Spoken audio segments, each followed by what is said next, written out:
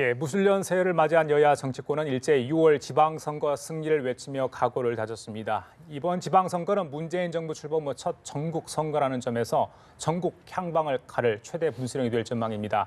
올해는 이 밖에도 적폐청산과 개헌, 정계 개편 등 정치권을 요동치게 할 이슈들이 산적해 있습니다. 이 시간 양문석 공공미디어연구소 이사장, 김우석 미래전략개발연구소 부소장 두 분 모시고 새해 전국 이슈와 기상도 전망해 보도록 하겠습니다. 안녕하십니까? 예, 어서 오십시오. 예, 자. 할 얘기가 오늘 너무 많은데요. 사실은 이제 오늘 새해 첫 시간이에요. 제가 하는 거. 그래서 여러 가지 이야기 중에 아무래도 키워드를 하나 보고 이야기를 순순히 하나씩 풀어나도록 하겠습니다. 첫 키워드 이렇게 준비를 해봤습니다. 키워드 보시겠습니다. 예, 자 그야말로 격동 하나였던 2017년이 갔습니다. 무술년 새해가 밝았는데요. 자 문재인 정부 들어 첫 선거 6월 13일엔 지방선거가 가장 큰 이슈가 아닌가 싶습니다. 선거에는 여러 가지 이제 요인도 있고 변수가 많지 않습니까? 그 중에 하나가 아마 남북 문제, 안보 문제 아닌가 싶은데 마침 김정은이 어제 신년사를 발표했고 오늘 통일부에서 고위급 남북 당국자 회담을 제안을 했습니다. 그런데 여야 정치권은 어제 신년사 그리고 오늘 통일부에 대한 어떤 제의에 대해서 엇갈린 반응을 내놓고 있습니다. 자, 우리 정부가 어떻게 좀 이 문제를 가져가야 될지 굉장히 문재인 정부에서는 중요한 부분이 아닌가 싶습니다. 뭐 첨예한 그 여야 간의 반응들이 이제 있었고요. 결국은 이 부분을 어떻게 바라볼 것인가인데 문재인 정부가 지난 12월 19일 날 CNN하고 이야기를 하면서 한미 군사 합동 훈련을 연기할 수 있다라는 제안을 했고 이 제안의 그 반응이 이렇게 온 것 아니냐라고 보는 그 시각이 있고요.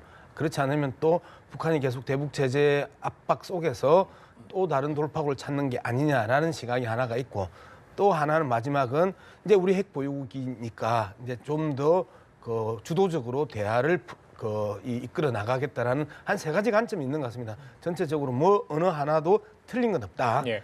복합적으로 상황이 만들어지고 있는 게 이제 현실이고 그다음에 이제 평창에서 만약에 이 남북 대화의 직접적인 물꼬가 트인다면 한반도를 둘러싸고 상당히 다양한 변화들이 이제 발생할 수 있는데 예를 들면 위안부 문제에 대한 그 정부의 발표가 있은 이후에 아베 일본 수상이 평창 올림픽 참석하지 않을 수도 있다라고 이제 이렇게 사실상 그 협박 비슷한 그 위협을 했단 말이에요. 근데 이러한 이야기들은 이제 전혀 카드가 될 수 없는 일본 그 한일 관계에 있어서 카드가 될 수 없는 문제 또 한중 관계에 있어서도 시진핑 주석과 의 회담 이후에 홀대론이 엄청나게 많이 나왔단 말이에요. 근데 그 홀대론이 실질적으로 남북 간에 있어서의 직접적인 소통 채널들이 부재함으로 인해서 중국의 무게와 값이 훨씬 더 높아졌던 것이고 그 속에서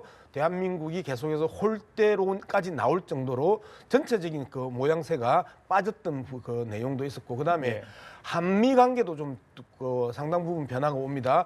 이제까지는 트럼프와 김정은 두 사람에 의해서 말폭탄을 주고받으면서 한반도 긴장을 아주 고도화시켰던 과정이 있었으면 실질적으로 남북 간의 직접적인 소통 채널이 있으면 이러한 북미 간의 이 직접적인 이 상호의 말폭탄 이러한 부분도 상당 부분 자제될 수밖에 없고 그러면서 전반적으로 한반도 긴장 완화는 상당 부분 이 가속화될 가능성이 높다.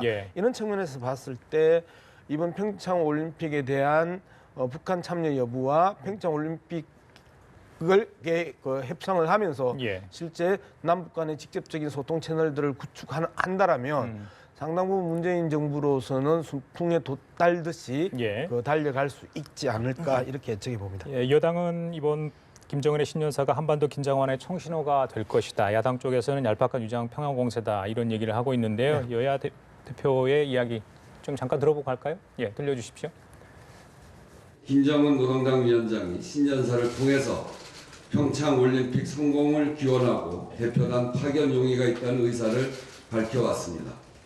이는 문재인 대통령이 평창 올림픽 기간 한미연합훈련 연기 제안 등을 통해 평화 올림픽의 의지를 밝힌 데 북한이 화답한 것이라고 생각합니다. 적극 환영합니다. 김정은의 신년사를 보면 남남 갈등을 초래하고 한미 갈등을 노린 그런 신년사입니다.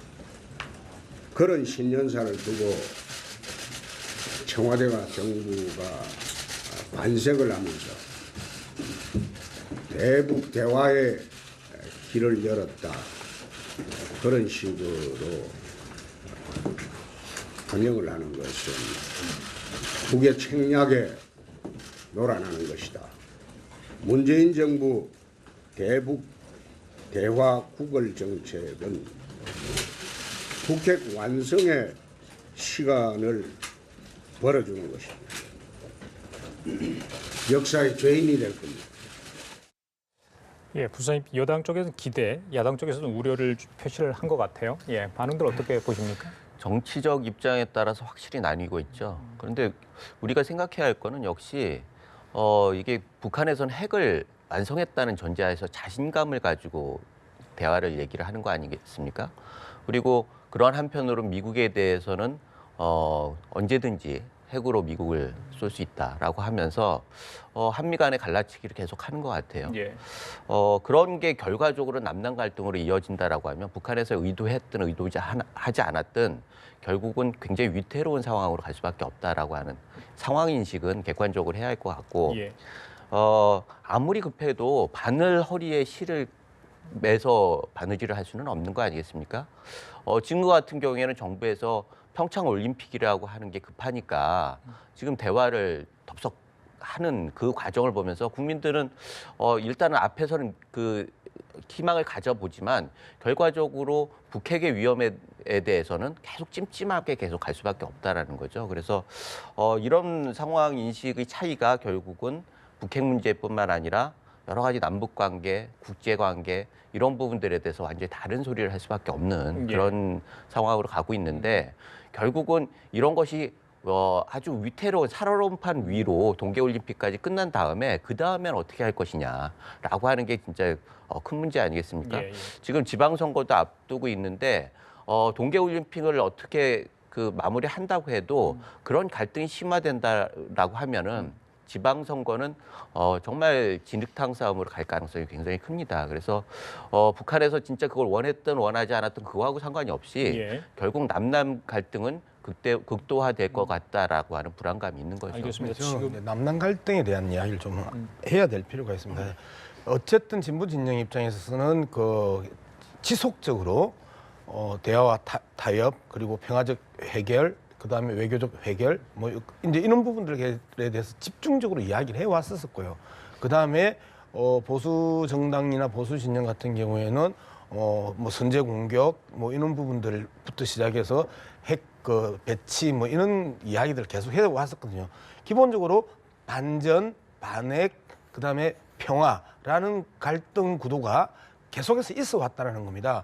그런 부분에 있어서 그 북한이 저는 이야기를 한다 한들 예. 현재의 이 대북 문제를 풀어나가는 그 방법론에서 명확하게 차이가 났던 두 집단이 더 격화되거나 더 그 골이 깊어지거나 할 가능성은 없다. 오히려 평창 올림픽이라는 계기를 통해서 지난 10년 동안 꽁꽁 얼어 있던 남북 간에 있어서의 대화 채널을 어떤 식으로든 풀어내고 그리고 올림픽 이후에도 지속 가능한 그 직접 소통의 공간들과 라인들을 그 확보하는 게 더 중요한 거다.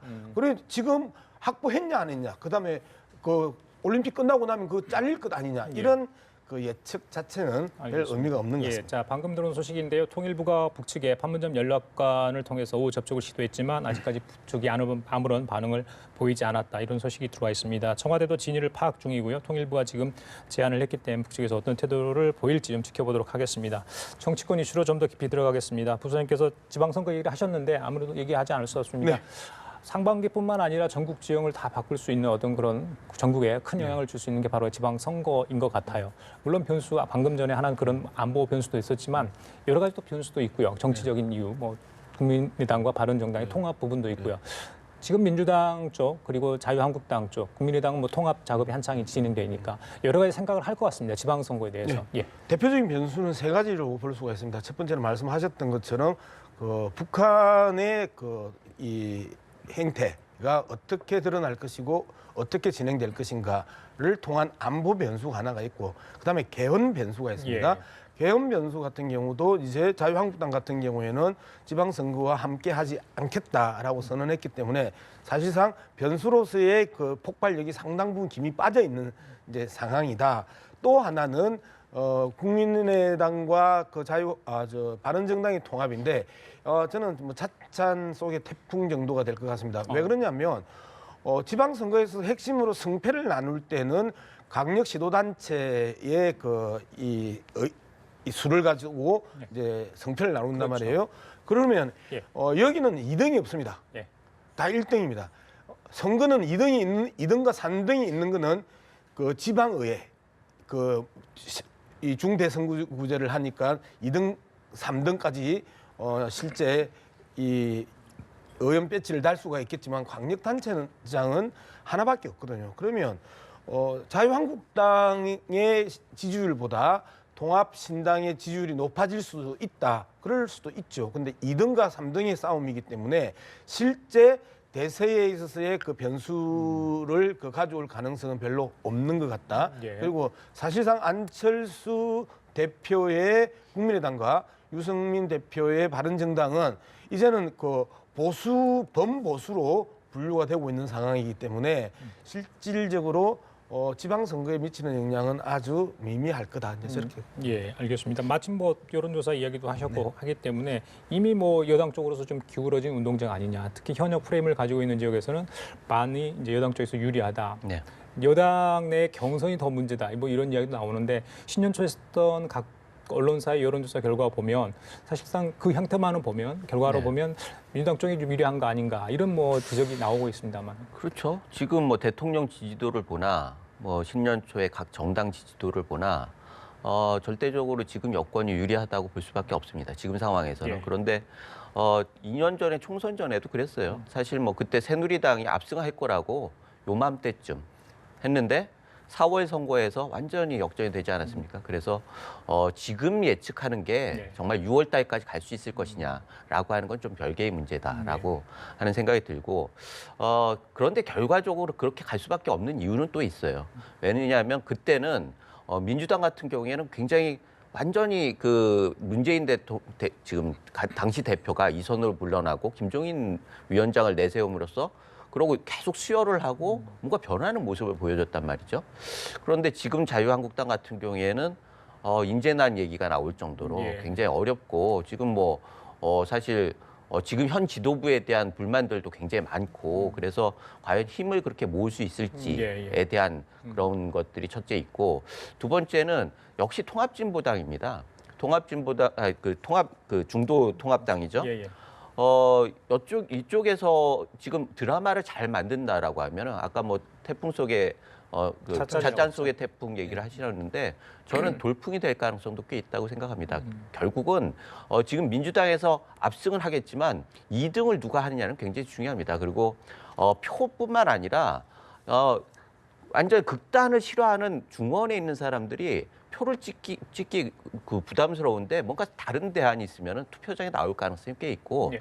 그렇다고 하면 의외의 선전을 보일 수도 있다라고 하는 생각을 가져서 이런 상황에서 자유한국당은 또 3등으로 가는 거 아니냐 이런 생각이 들고 그래서 지금은 전체적으로 이렇게 가는 게 아니라 예전에는 균형이 잡혀 있었는데 한쪽이 희소처럼 갔죠. 예. 지금은 중도 진영이 있기 때문에 완전 기울어 있다라는 거죠. 그래서 그런 걸 보면은 자유한국당 입장은 참 급한데 아직은 여유 있어 보이고 이런 상황이 계속된다라고 하면은 아까 말씀하셨듯이 민주당 압승 그리고 신당 돌풍 그리고 자유한국당 같은 경우는 굉장히 어려운 경우에 처할 수밖에 없지 않느냐 이런 예, 생각이 듭니다. 그래요. 지방선거가 굉장히 중요하다 이런 말씀이신데 작년에 같은 경우는 이제 문재인 정부 1년 차 아니겠습니까? 예산안 또 인사 법안들 두고 여야가 많은 싸움을 했습니다. 올해는 달라질까 국민들이 많은 기대를 하는데 신년 초에 신년 인사회를 오늘 이제 청와대에서 문재인 대통령이 했는데 글쎄요 홍준표 대표, 안철수 대표, 유승민 대표가 뭐 참석을 하지 않았다죠? 이건 뭐 어떻게 봐야 됩니까? 근데 그거는 뭐 어떻게 보면 좀 당연하게 네. 볼 필요가 있는데요. 이례적으로 예. 2014년에 김한길 대표, 그다음에 2015년에 문희상 비대위원장이 그 청와대 신년회에 참석을 했었습니다. 그때 상당히 이례적이라고 이야기를 했고 2016년에 문재인 그 야당 대표는 참석을 안 했습니다. 그럼에도 불구하고 우리가 좀 그 대목을 봐야 되는 게 예.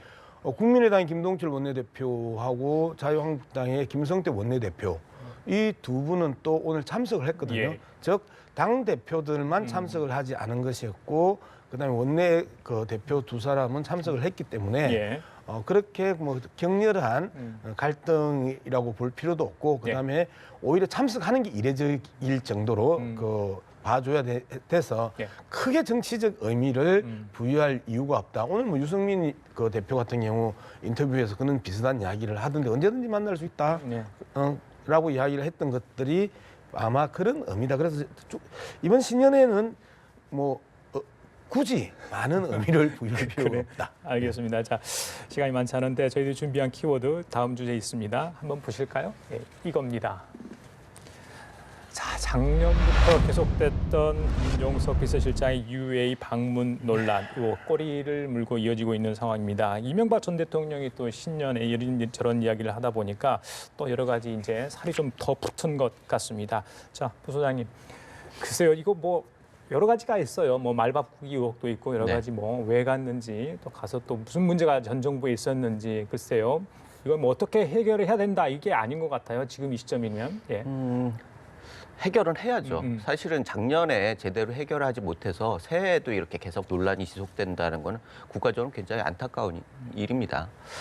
그런데 지금 같은 경우에도 뭐 1월 중에 누가 오는데 그때 해소될 거다 이렇게 얘기하면은 그거는 좀 그분이 안타까운 오셔도 일이죠. 해결되지는 않을 것 같습니까? 예. 뭐 그 다음에도 온갖 억측이 또 나오겠죠. 예. 그 뭐 행정청장 한 사람이 와가지고 얘기한 걸 얼마나 신뢰할 수 있겠으며 그것들이 야당 입장에서는 용인이 되겠느냐는 거죠. 그런 면에서는 사실은 이거는 뭐 청와대에서 일정 정도 밝히고 예. 거기에 대해서 야당에도 그 양해를 구하고 이런 과정이 있어야지 그 다음에 행정청장이 왔을 때 그것이 의미가 있는 거지 지금 같이 오면은 야당 크게 후회할 거다 이렇게 해가지고 아까 말씀하셨듯이 협치가 아닌 그런 방향으로 해서는 이 갈등이 해결이 안 되는 거죠. 게다가 지금 이명박 전 대통령도 이게 무슨 그 얘기하는 게 폭로가 될 거다라고 얘기를 했어요. 예. 그 자체가 일종의 폭로죠. 그런데 폭로가 어떤 폭로냐의 문제인데 현 정부에 대한 폭로냐 아니면 박근혜 정부 때 폭로냐 아니면은 전체적으로 지금 국가 기관들에 대한 폭로냐 이런 여러 가지 그 예측들이 있어요. 그런데 그런 것들이 일단은 그 이명박 전 대통령 입장에서 얘기하는 게 굉장히 부담스럽고는 건 사실이고 그게 도움이 되지도 않을 것 같아요. 예. 그래서 결국은 이 문제는 청와대에서 의지를 가지고 해법을 제시하고 그것을 국민들한테 그 인정을 받았을 때 해결되는 거고 그런 면에 있어서 지금 뭐 야당 입장에서는 말 바꾸게 하지 말아라 뭐 이렇게 얘기를 하는데 야당에도 그런 얘기를 하고 싶어요. 지금 자유한국당 국정조사에 얘기하고 있는데 지금 여권 같으면은 당연히 지금 여권이 야당이었을 경우엔 100번이라도 그 의원은 파견을 보냅니다.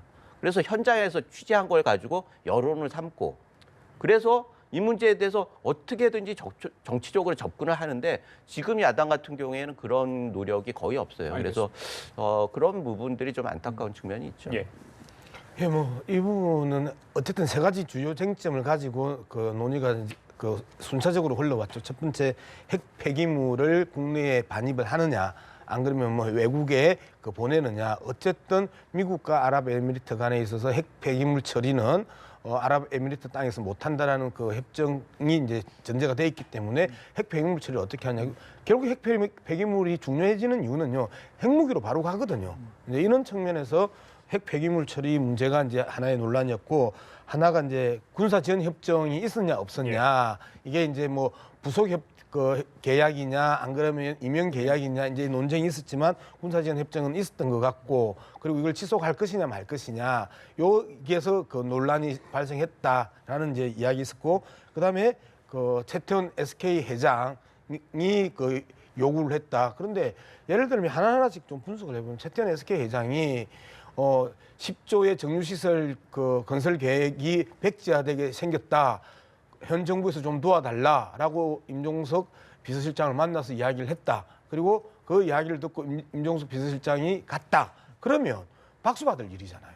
어쨌든 이러한 쟁점들이 있는데 MB의 모호한 태도가 지금 상당히 그 정쟁을 이제 불러일으키는 부분입니다. 예. 폭로의 이야기 또는 문재인 정부가 정신 차리고 수습하고 한다니 잘 정리될 것이다. 이런 식으로 이야기를 하고 있단 말이에요. 예. 밝히지도 않으면서 자 MB도 밝힐 수가 없고 현 정부도 밝힐 수 없는 사안인 것 같아요. 그래서 양쪽 다 공개할 수 없기 때문에 MB는 전국에 유리한 자신 중심의 그 발언들을 쏟아내는 거고 이게 어떻게 보면 나중에 밝혀지면 상당히 무책임한 그 발언이 될 가능성이 높아진다 이렇게 알겠습니다. 자, 오늘 두 분 이야기는 여기서 좀 마치도록 하겠습니다. 지금까지 양문석 공공미디어연구소 이사장, 김우석 미래전략개발연구소 부소장이었습니다. 말씀 감사합니다.